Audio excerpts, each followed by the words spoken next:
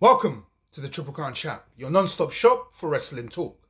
We're talking shoots v works, rookies v vets, and champs v contenders. I am your host, the Triple Crown Champ. Let's get into it. Okay, so I have been looking forward to this video for quite some time, and I guess I better get it done, seeing as we're only 3 sleeps away from WrestleMania. So here is my prediction: wins and losses for every match, except one. There's one I can't predict. So let's get into it. So let's start with night 1. And I'm a guy who likes to save the best till last, so let's go up the card. Let's start with Rey Mysterio versus El Grande Americano. Now, we all know that's Chad Gable under that mask.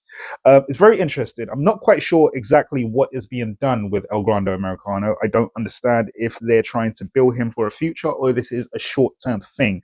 I would logically think that the feel-good factor puts Rey Mysterio as the winner of this one. However, I don't quite know. You never quite know with the WWE. I think El Grande Americano could take it. That depends on whether they're trying to build a character for something. Don't quite know, but my estimation is that Rey Mysterio takes this one. Now, for the New Day against the War Raiders. I think the title's going to change hands on this one. I think the New Day is accomplished enough. We know that already, but I think it gives the New Day somewhere to go with this New Day. If they don't win this match, there's no validation to the heel turn.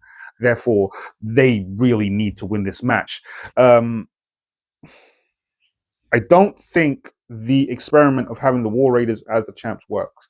I've spoken about this in another video before, where I said that the War Raiders are essentially a very independent tag team. And what I mean by that is they're an indie tag team. They don't necessarily cut the greatest promotions. They don't cut the greatest promos.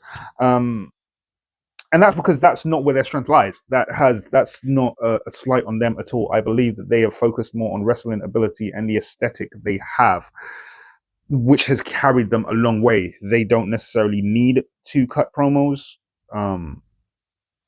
That's not their wheelhouse. So for me, the New Day wins this one. So let's go on to Jade Cargill versus Naomi. Now, this is a very interesting one.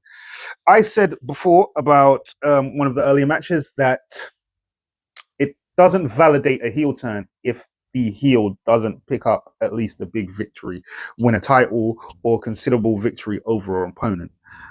They need to get over in a sense of being truly hated. That gives the hero something to fight for.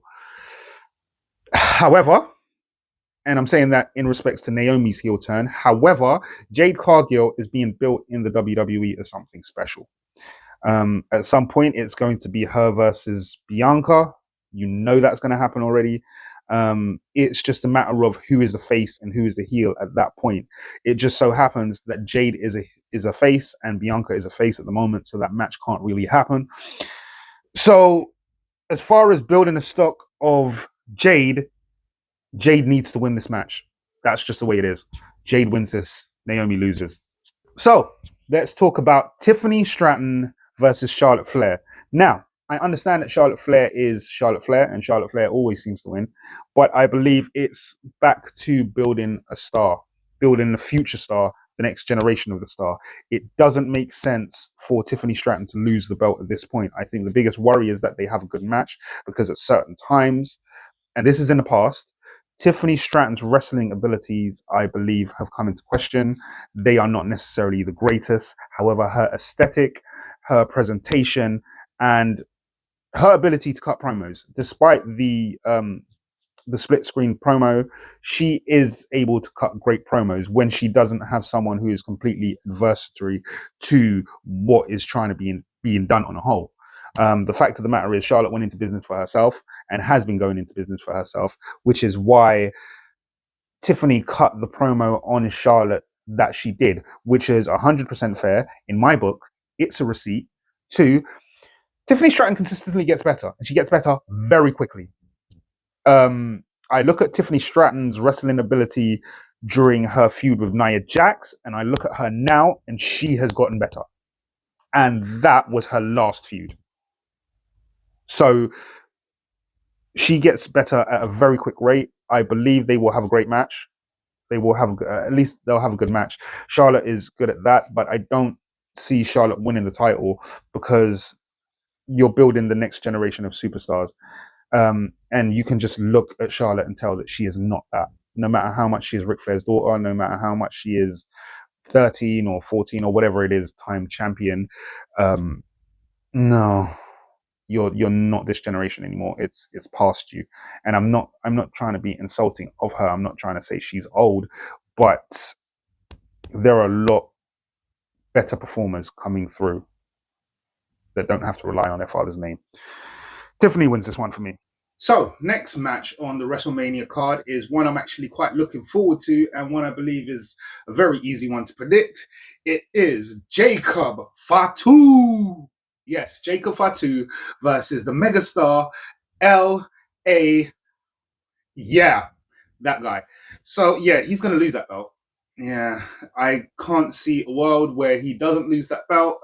There's a build for Jacob Fatu to be the next big thing. I would think by this time next year, or maybe the year after that, Jacob Fatu himself would probably be in a main event WrestleMania spot. The guy is phenomenal, the things he can do. I've seen him in other promotions. I've seen the way he can move. I've seen the depth and the length of matches he can do. He can do just about every style of match, and he makes your average move look incredibly aggressive. This is a very interesting one because I also think LA Knight is very much like The Rock. So I believe it might be interesting to see him also go into a world title picture as The Rock did in the Attitude Era.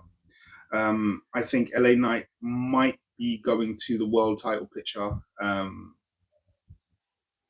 mean, we'll see how he does. I'm not the biggest fan of LA Knight. I still think he's a good wrestler. He's very good in promos. He's very entertaining in that respect, and he has got the fans in the palm of his hands. That is something wrestlers can go their entire career looking for and never get. He has that, and he knows how to wrestle. He's a good wrestler in the ring. I don't find him all that much interesting in the ring, but he does have ability in the ring. It's not like he's good at selling. He's good at hitting moves. So it all works. It's but I think he's going to drop the belt at WrestleMania. He's been two-time champ already. There's so many people on the roster. We don't really get 6, 7-time Intercontinental champs anymore. Yeah, we get 1 or 2, and then they go to the world title picture, and then they get 1 or 2 there. There's too many wrestlers on a roster to keep one wrestler holding the Intercontinental title that much, especially if they have a push behind themselves, and especially if the fans like them. So, yeah, Jacob Fatu to win that one, WrestleMania prediction. Now, Jey Uso versus Gunther. Did any of us remember Daniel Bryan and Daniel Bryan's WrestleMania push? Think of every step that you can remember of the WrestleMania push and relate that to Jimmy. Gunther is going to drop the title, the World Heavyweight title, to Jey Uso, and we are going to watch what this man can do as one of the faces of the company, which I believe he already is. It would be ridiculous to not put him over so that he could hold that title. I think he is every bit a star as Cody Rhodes, and maybe even more so. I really can't see him not taking that title at WrestleMania. It's probably the easiest one for me to call on the roster. That is my predictions for night 1. If you like the content, please like, subscribe, hit the notification. It lets you know what I'm uploading next. Until then, see you next time.